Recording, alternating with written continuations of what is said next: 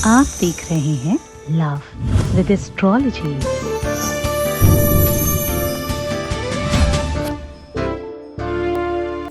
नमस्कार, मैं हूं आचार्य सतीश अवस्थी और आपका बहुत स्वागत करता हूं लव विद एस्ट्रोलॉजी में। लव विद एस्ट्रोलॉजी आपके अपने जीवन को श्रेष्ठतम व्यवस्थाओं से ओतप्रोत करती है। लव विद एस्ट्रोलॉजी आपके लव, आपके रिलेशनशिप, आपके प्यार में, आपके दाम्पतिक जीवन में, पारिवारिक जीवन में, शादीशुदा जीवन में, आपकी निजी लाइफ में पूरी तरह से आपको सफलता प्रदान करने का साधन है। यहां रोज हम गीता, शास्त्र, पुराण, उपनिषदों का सार आपके सामने परोसते हैं और आपको रूबरू कराते हैं उन व्यवस्थाओं से जिससे आपके जीवन में प्यार भर सके। इस व्यवस्था में सिर्फ और सिर्फ प्रेम पर काम किया जाता है।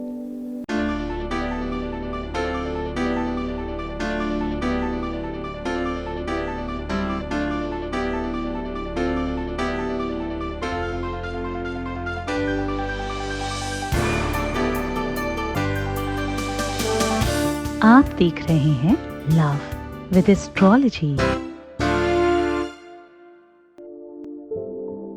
जिस प्रकार से गानों में, फिल्मों में आपको कूट के प्रेम दिखाया जाता है, आपको पता है पूरे के पूरे विश्व में आज तक किसी ने कोशिश नहीं की बिना प्यार के फिल्म को दिखाने में।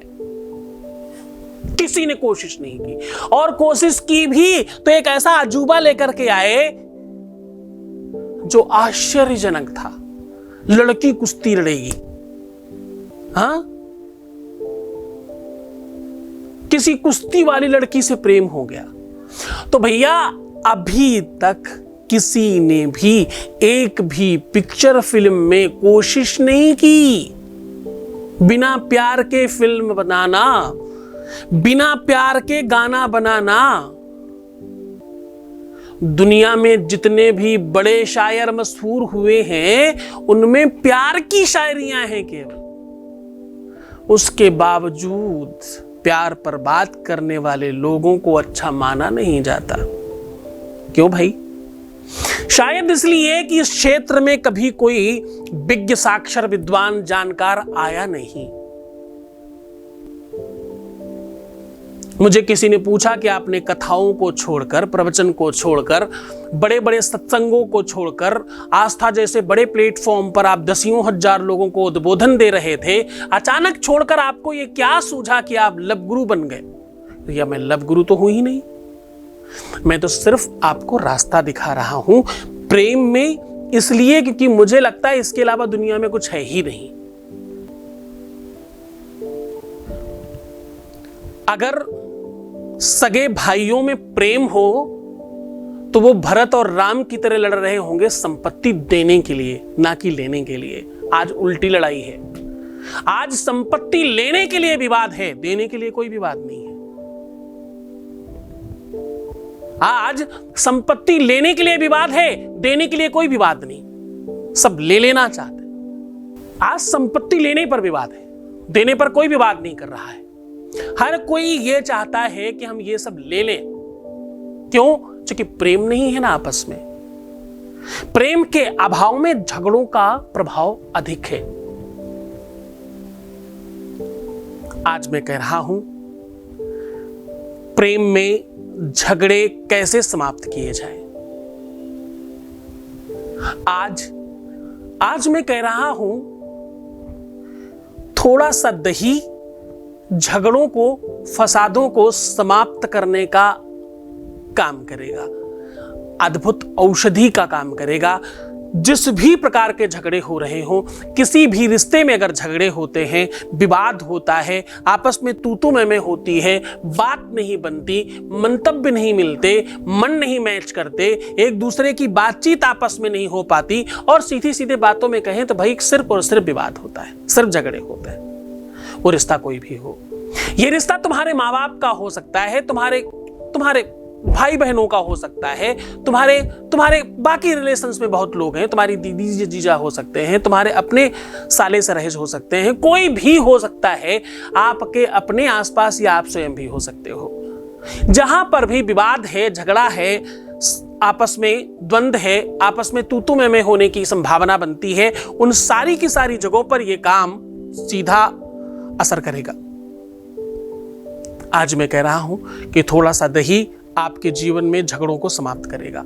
आज मैं कह रहा हूं दही को इस प्रकार यहां रख करके ऐसा कर दें जिससे आपके जीवन से झगड़े पूरी तरह से समाप्त हो जाएंगे। अब देखो, ज्यादातर लोगों को लगता है कि झगड़े में, गुस्से में, क्रोध में लोग सत्य बोलते हैं। ऐसा बहुत बड़ी संख्या में लोगों को लगता है। नमस्कार, यह सत्य नहीं है। क्या कह रहा हूं मैं कह रहा हूं भैया, यह सत्य नहीं है। क्रोध में लोग ज्यादातर वो बोलते हैं जो तुम सुनना चाहते हो। आपने कहा ऐसा है, तुम मुझे ऐसे बोल रहे हो? हाँ चलो ऐसे बोल रहे हैं। तो क्यों कहा ऐसा? क्योंकि अंदर क्रोध है। क्रोध हमेशा विवाद को जन्म देता है ना।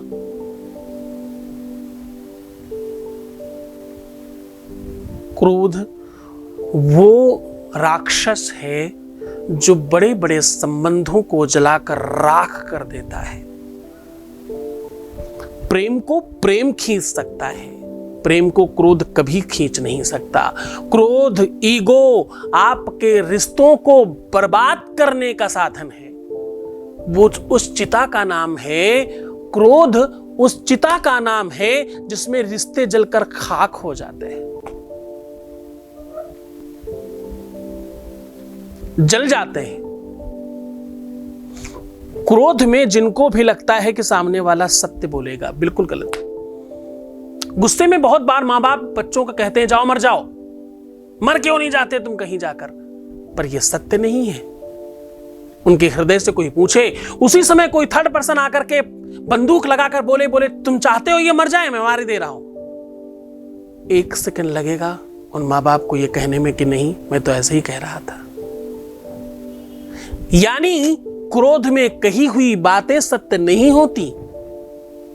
क्रोध में लोग वो कहते हैं जो सत्य नहीं होता, जो रियल नहीं होता, जो यथार्थ नहीं होता, वो बोलते हैं लोग। क्रोध में कभी कोई सत्य नहीं बात करता। पहली बात, जब आप क्रोध में हो तो आपको बहुत ध्यान रखना चाहिए। एक व्यक्ति जब क्रोध में हो तो दूसरे को उस समय बिल्कुल क्रोध नहीं करना चाहिए। सिर्फ अगर इतनी सी बात हम फॉलो कर लें तो कभी भी बात नहीं होगा। और हां, जब अधिक क्रोध आए तो हमें क्या सोचना चाहिए? हमें सोचना चाहिए कि जो भी कुछ करना है 1 घंटे बाद करूंगा। 1 घंटे बाद आपका क्रोध शांत हो चुका होगा, आपसे फिर कुछ नहीं हो पाएगा। जब भी क्रोध आए तो आप उसको टाल करके कल पर ले जाने की कोशिश करो, तुरंत नहीं, तो विवाद नहीं होगा। दूसरा, यह शरीर बहुत नश्वर है, किसी को नहीं पता कि कल क्या होगा। कौन कल होगा कौन नहीं होगा इसका कोई पता नहीं है, तो क्रोध किस बात पर करना? प्रेम करो ना। जो भी समय शेष बचा है तुम्हारे पास, क्या पता कितना बचा है, उस पे प्रेम करो एक दूसरे को।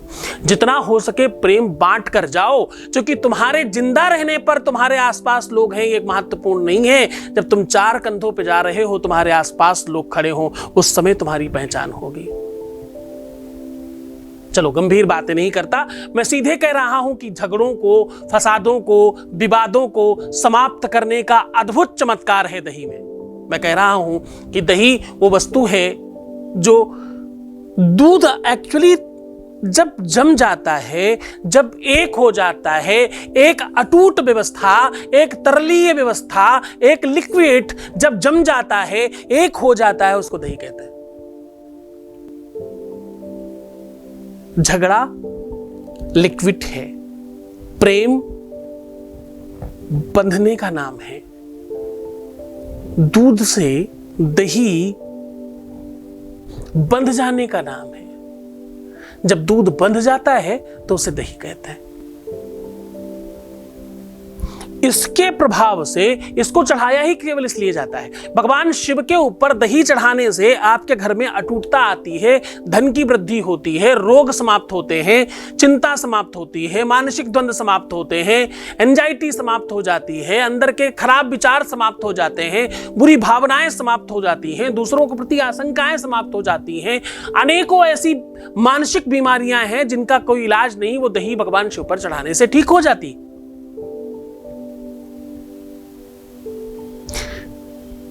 आयुर्वेद में दही का अपना बहुत लाभ है। आपको सर में शैम्पू की तरह लगाना हो या नींबू डाल करके फेस वॉश करना हो, ऐसी कितनी ही चीजें हैं जो आप दही से कर सकते हो। आयुर्वेद में दही निरंतर सेवन करने वाले व्यक्ति का उदर खराब नहीं होता, पेट की बीमारियां नहीं होती जल्दी। दुबले लोग अगर दही रेगुलर खाने लगे तो वो मोटे हो जाते हैं। दही में काला नमक डाल करके कोई मोटा व्यक्ति खाना स्टार्ट कर दे तो वो पतला हो जाता है। तो जैसी उसको एक ही चीज कई एक जगह उपयोग किया जा सकता है, आयुर्वेद में उसका बहुत बड़ा बल है। आपको सीधा आज कह रहा हूं कि दही के इस छोटे से प्रयोग से, दही के इस छोटे से प्रभाव से आपके अपने जीवन से पूरी की पूरी तरह से झगड़े, लड़ाइयां, और अगर लड़ाइयों की वजह से दूरियां आ गई हैं तो भी वो खत्म किया जा सकता है। लड़ाई की वजह से कोई दूर चला गया है तो उसे खींचा जा सकता है इस प्रभाव से। आपको सीधे उपाय की ओर लेकर के चलते हैं। इसके लिए आपको चाहिए एक पान का पत्ता या कोई भी पेड़ का पत्ता, थोड़ा बड़ा हो तो अच्छा है, दिल के आकार का हो तो और भी अच्छा, या नॉर्मल पत्ते भी से भी आप कर सकते हो, कोई खास दिक्कत नहीं। किसी भी पत्ते को आप दिल के आकार का काट सकते हो, यहां तक की भी छूट है।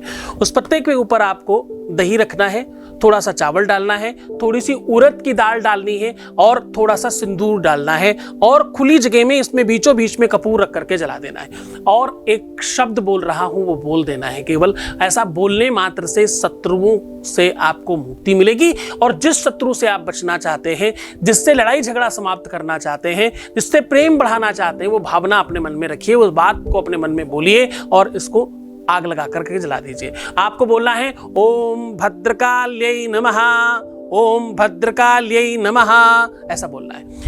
भद्रकाली उस देवी का नाम है जो तंत्र को या बुरी चीजों को या क्रोध को या एंजाइटी को या झगड़ों को समाप्त करने का विभाग जिनके पास में है, उनका नाम लें, उनको प्रणाम करें और इसको जला दें। कहीं खुले जगह में जलाइएगा, थोड़ा ओपन स्पेस हो तो बहुत अच्छा, और जब तक जल नहीं जाए वहीं रहिएगा। जब ये जलकर शांत हो जाए तो इसको पैकेट में या किसी भी चीज में करके आप बाहर डाल सकते हैं, इसे सुनसान जगह में या कहीं पर भी। पूरी श्रद्धा और विश्वास से करें। ये शनिवार और रविवार अधिक लाभ करता है, बाकी किसी भी दिन भी किया जा सकता है। इसको पूरे मन से, पूरी श्रद्धा से, पूरे विश्वास के साथ करना, पूरे दिल से करना। आवश्यकता होगी गुरु के आदेश की और आपके इष्ट के प्रति श्रद्धा की। इन दोनों चीजों के आधार पर अगर आप काम करते हो तो आपको अधिक बेनिफिट होगा। अपना बहुत ख्याल रखिएगा, मुस्कुराइए, खुश रहने की कोशिश करो भाई। हर आधे घंटे में पानी पियो और अपने आप को सुंदर बनाओ। बहुत ध्यान रखना अपना। भगवान शिव तुम्हारे जीवन में प्यार भरे, आपको खूब खुश करे। अपनी प्रीवियस लाइफ कभी मत बताना। पैसों का आदान प्रदान करना बिल्कुल मना है। एक बार रोने से 21 बार का किया हुआ उपाय, सॉल्यूशन, पूजा पाठ खत्म हो जाता है, खराब हो जाता है। तो आप ऐसा कुछ नहीं करेंगे। छोड़कर जा रहा हूं उन गलियों में, उन पगडंडियों में, उन ख्यालों में, उन विचारों में, उन भावनाओं में जहां सिर्फ और सिर्फ प्रेम है। प्रेम में रहें, प्रेम करें, प्रेम दें, प्रेम ही लें। यही एक आधार है और यही भगवान है। ओम नमः शिवाय।